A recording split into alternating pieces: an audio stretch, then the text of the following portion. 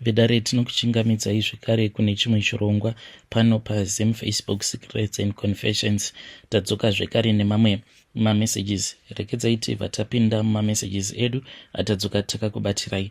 Message yedu yekutanga yakamira sekudai so: hanzi makadi zvenyu mukoma, ndinokumbirawo kuti muge muchindiposterawo nyaya yanguwo makavika chitupa changu. Ndauyawo pano ndiine confession uye zvekare ndiri kutotsvakawo mazano kubva kune vedare renyu. So inini ndiri kugarawo nemurume uyo wandakasangana naye muno muSouth Africa. Iye agara zvake ane vana vake vaviri, then takabva tazoita mwana wedu 1. Then ininiwo from my first marriage, ndakabva mufirst marriage mangu ndiine mwana wangu 1. Now dambudziko riri pamurume wangu nderekuti anonyanyisa kurova like mwana, but izvi akazozvitanga mushure mekunge andimanikidza kuti ndinge ndichitora mwana. Pose apa mwana ainge agere zvake nagogo vake kumusha, but iyi hama dzangu ndanzwa nemashoko.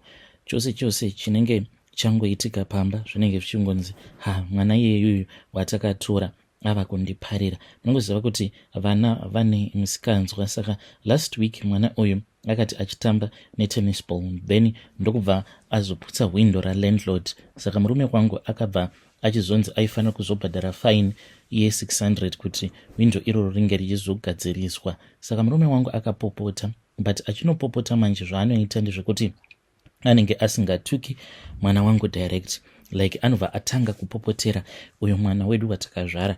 Nawo mwana uyu ava neabout 2.5 years, zvekuti mwana mudiki haana kana chaanombonzwisisa, but mukomana achi anotukwa ende anenge achiudzwa mamwe makara moyo ekuti kana ndega ndichitoona kutoti mwana uyu ari kutukwa. Sandiye ari kutukwa, but wangu mwana ndiye ari kutotukwa nekabesira. Saka chimwe zvekare chava kundirwadza ndechekuti kubva mwana uyu zvaakauya kunoko ava kungogara echingorova mwana ane 2.5 years. Ava kutoziva kuti chii chinonzi shamu. Anototi kana akaona munhu akabata shamu kana kuti bhande anototanga kutochema because anorohwa. Ende ini ndinoti kana ndikada kuipindira nyaya yacho ndinotukwa zvisingaiti. Munhu anenge achiti toda kupa mwana wangu discipline because uyu haana discipline. Ndinomuona kuti haana kana kumbogara akapiwa discipline.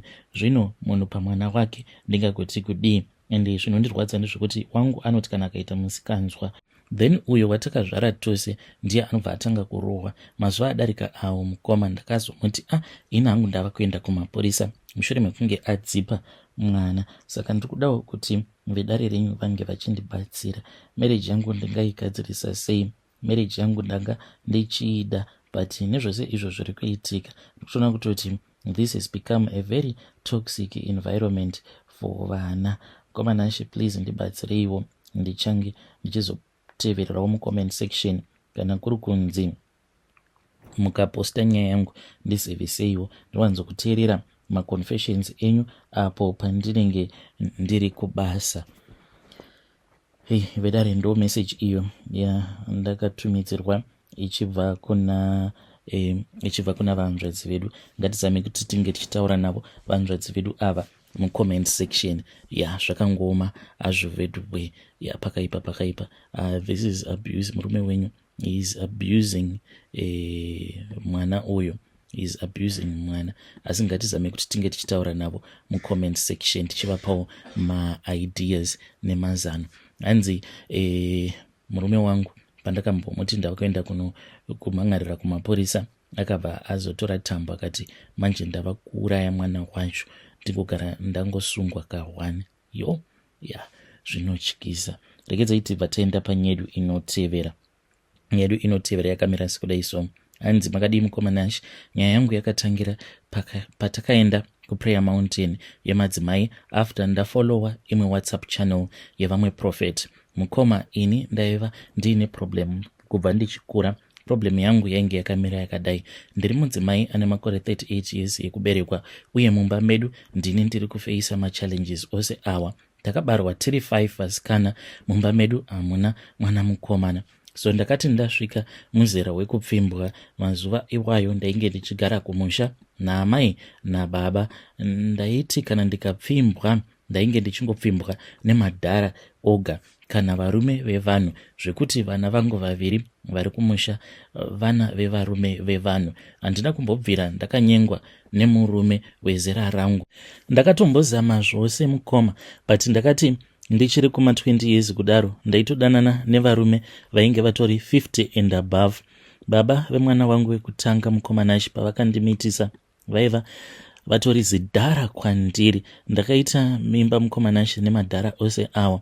Zvinhu zvaindinetsa kuti sei inini ndingori munhu wekuti handikwanisi kudanana nevarume vezera rangu, ndinongonyengwa nemadhara chete.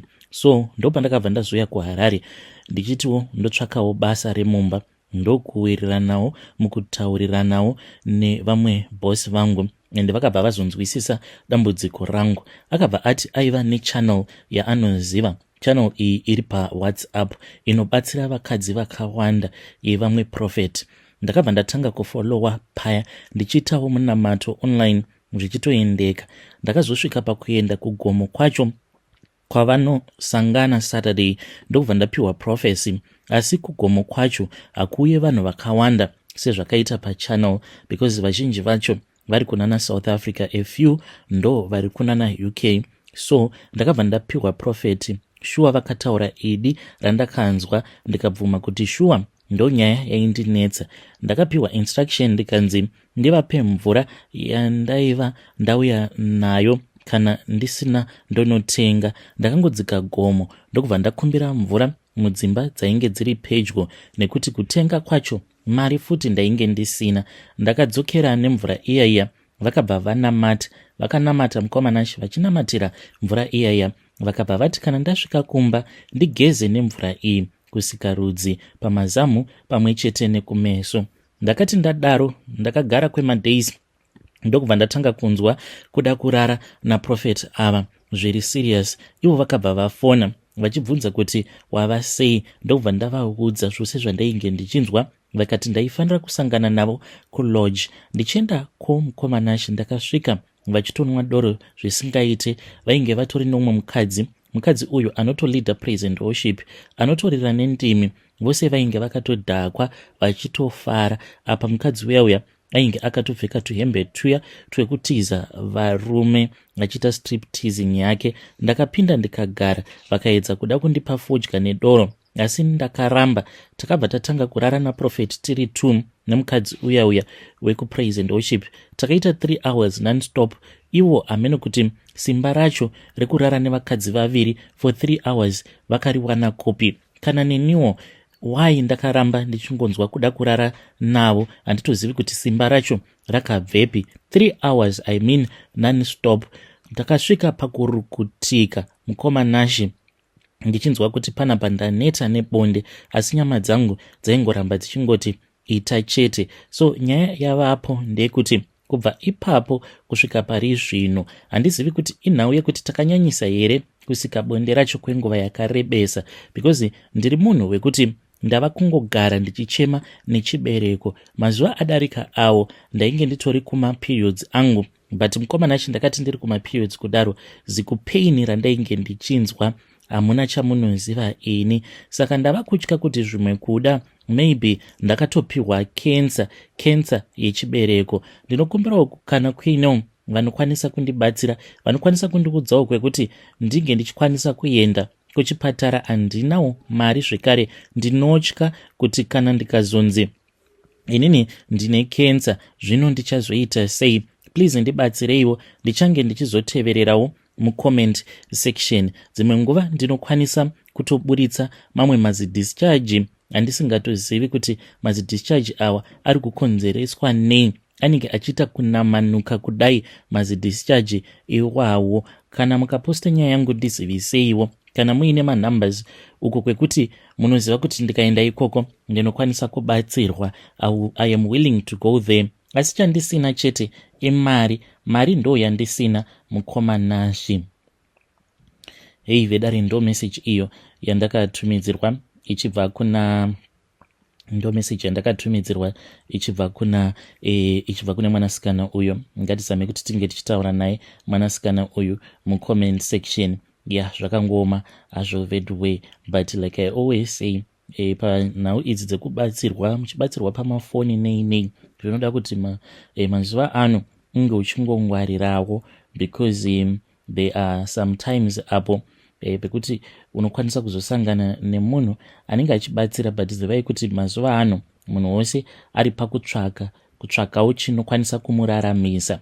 Saka kana achitokuonai anenge achitokuonai semaclients ake, ende anenge achitoziva kutoti nhengi nanhengi vanenge ndo vanhu vane mari pamacustomers angu. Saka ndo paya pekuti munozobatirwa mimwe minamato yekuti upenyu hwako unokwanisa kudhakwa kana kusangana nemamwe maproblems ekuti unofanira kungoramba uchingodzoka kwaari munhu iyeye.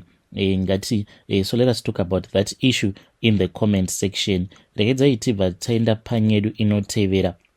Nyedu inotevera yakamira sekudai so. Hanzi makadi zvenyu mukoma, ndinokumbirawo kuti munge muchindiposterawo nyaya yangu makaviga chitupa changu. Inini mukoma nashe like ndiri kutongonyeperawo vamwe bamukuru vangu kuti ndo vakandibrokesa, but chokwadi ndechekuti mukoma nashe ndakabrokeswa nawo masutu awa emuno muSouth Africa. Ndainge ndimbori munhu aitova nekakambani kake kaconstruction company kainge karipo, but mukoma panguva yandainge ndakapiwawo mukana wekuti ndaibatawo matenda kunenge kuchivakwa mamalls kana kurinoveta mamall. Like there was even this other very big mall yekutoti I was the main contractor pamall ipapo, ende paitobuda mari mukoma kuma 100 and something 200 and something thousand rands after my expenses. The only remaining expenses anenge ari my expenses ekuti ndige ndichizongobhadharawo vashandi. So mukoma I was making a lot of money. Ndaifamba nemotikari dzinodhura mukoma nashe, but in the middle of it all ndo pandakabva ndachizotanga kudanana neumwewo musutu ainge achishanda pamall ipapo. Saka musutu uyu ainge achishanda mune rimwe bank, ndokuzozivana kwatakazoita. So one day takati tiri busy, we were about to renovate that place where she was working. So takabva tazotaura. Then she said kuti we were supposed to go out for a date. We then went that same evening mukoma. Munhu akabva atona kutoti ya munhu uyu andaridza kuti ane mari dzake, and I started telling her kuti zvishuwa mari kana iri semari ndokwainge kuri kubasa. Zvadaro mukoma nashe, with this woman I started dating. Remember kuti ainge atogara ari munhu aiva aine kaupenyu kake kainge karipo. Apa inini ndainge ndichiri munhu ainge achiri kuzama kuzvisimudzira, ende sevanhu vatema munongozviziva kuti kana wozvisimudzira hauzvisimudziri uri iwewe wega, unotozvisimudzira iwewe nemarelatives ako vanenge vari muno muSouth Africa nevanenge vari kuzimu uko. Saka zvinhu zvacho zvakazondimomotera at the same time. Zvino mukoma nashe at that time ndakaramba ndakangoshingirira paari ndichizviudza kuti mukadzi uyu kana ndikaramba ndichimurakidza rudo, iye anokwanisa kuzosvikawo pakuti let us get married, and if we get married then what will happen is that I will be able to have a citizenship yemuno muSouth Africa, because tainge tichingoraramawo nekungongwavha. Zvadaro mukoma nashe I started taking care of her. Ainge achigara pane imwe imba in which the bond that she was paying for her house ndini ndainge ndobhadhara each and every month mukoma. Ndainge ndobhadhara bond re19,000 because she was staying in an area that was very expensive. Mukoma nashe I was paying for that bond for her house. I was paying for the vehicle installment. I was paying for my mobile phones ake uye zvekare nevana vake. Apa ndichibhadhara futi nemafees. Mukoma nashe it was very expensive for me, but I never realized. Ndaingozviudza kuti ndiri kuvavarira chitupa, then kana ndikakwanisa kuwana chitupa chemuno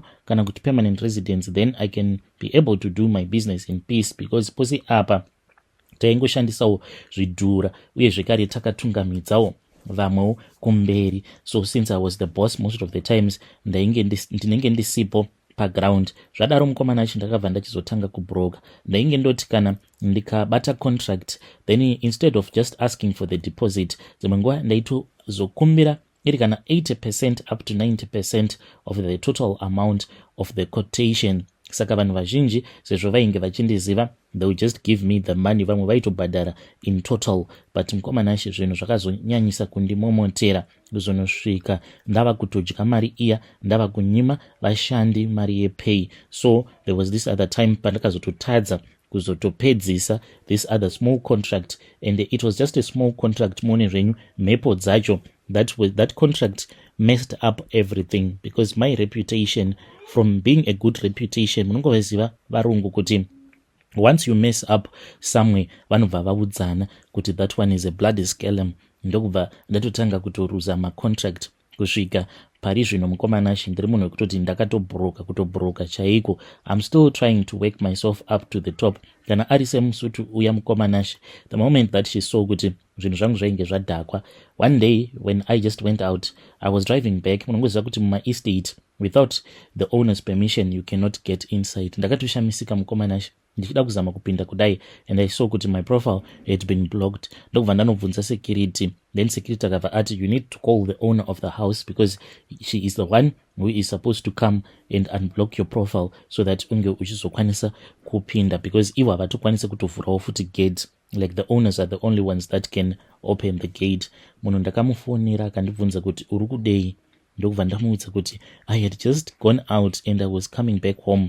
And she then said, home, don't you know that your home is in Zim Masringoko? That is where your home is.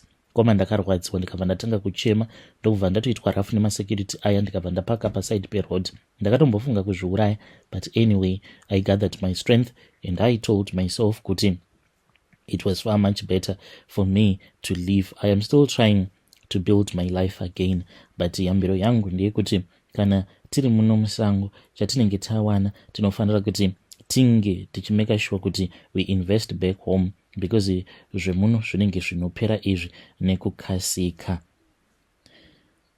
Hey vedare, ndo message iyo yandakatumidzirwa ichibva kuna mukoma vedu. Ngatizame kuti tinge tichitaura navo mukoma vedu ava mucomment section. Zvakangoma azvo vedu pakaipa hanzi ndakadyiwa mari yose. Strange things indeed they do happen in this world.